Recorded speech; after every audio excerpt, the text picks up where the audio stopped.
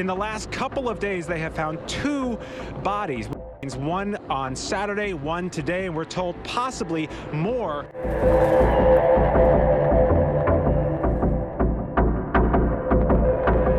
In 2010, a Suffolk County detective was on a search for a missing woman named Shannon Gilbert. Gilbert was a young sex worker who had disappeared after a frantic 911 call on Long Island. State police. Yeah, there's somebody after me. I'm sorry? There's somebody after me. Where are you? There's somebody after me. Her call had been chilling, her voice filled with fear, claiming someone was after her. But when police arrived in the area, there was no sign of her.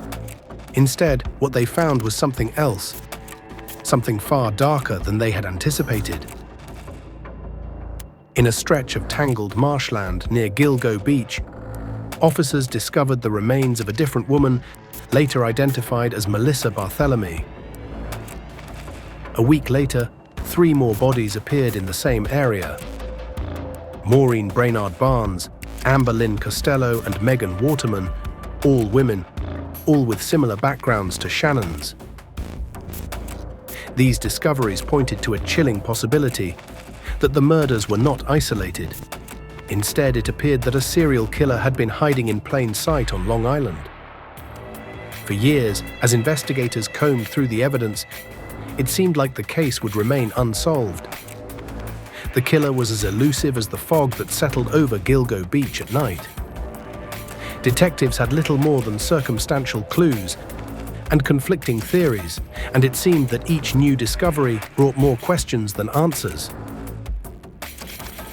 Then, in 2023, a breakthrough in the case shocked the nation. Police identified a suspect named Rex Heuermann, an architect with a seemingly quiet life in New York. But as investigators dug deeper into his background, the shocking layers of this case began to unravel. Who was Rex Heuermann? Was he truly the Long Island serial killer?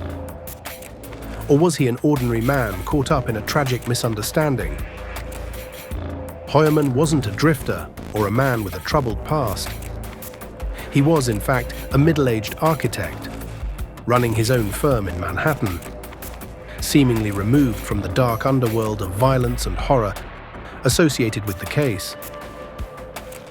He had a family, a stable career, and neighbors who described him as quiet, reserved. But as the details of his double life came to light, the case took on new dimensions. Forensic evidence tied Heuermann to some of the murders, thanks to DNA matches found on items associated with the victims. Cell phone data also connected him to areas where the victims were last seen. But while this evidence painted a dark picture, questions still remained. How could a man who led such an unassuming life hide such darkness? How many others knew or suspected what he was hiding? Some questioned whether Heuermann was acting alone. Was he part of a larger network, or even working alongside others who shared in his horrific crimes? And if he was acting alone, what compelled him to target vulnerable women? Was it a twisted need for power, control, or something even more sinister? The more investigators uncovered, the more disturbing the story became. They found online activity that suggested an obsession with violent pornography and torture. His phone records hinted at a pattern of communication with sex workers over several years. And then there were the reports of his behavior around his home. His wife filed for divorce soon after his arrest, and neighbors began to come forward with stories about his peculiar habits and odd interactions with the people around him. As the case builds, public opinion is divided. Some argue that Heuermann is a monster, someone who wore the mask of normalcy to hide his heinous deeds. Others wonder if there's more to the story, pointing to unsolved questions in the evidence and inconsistencies in the timeline. How, for example, could he maintain a seemingly ordinary life without anyone noticing? Why did it take so long for the police to identify him as a suspect? The discovery of Heuermann's potential connection to the Long Island murders has reopened old wounds for the families of the victims. These families, who have waited years for justice, now find themselves once again facing the trauma of the past. They want answers, and they want justice. Not just for their loved ones, but for the countless others who were affected by this horror. And yet, even with the arrest, closure remains elusive. As the court proceedings continue, the public waits for the full truth to emerge. Will we ever truly understand the motives behind these heinous acts?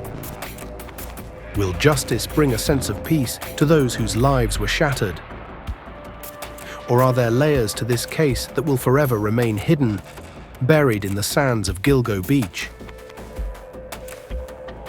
If you're as intrigued by these questions as we are, make sure to subscribe to our channel.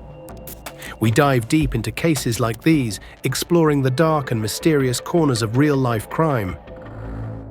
Your support helps us continue bringing you the stories that matter. So hit that subscribe button, share your thoughts, and join us as we seek answers together.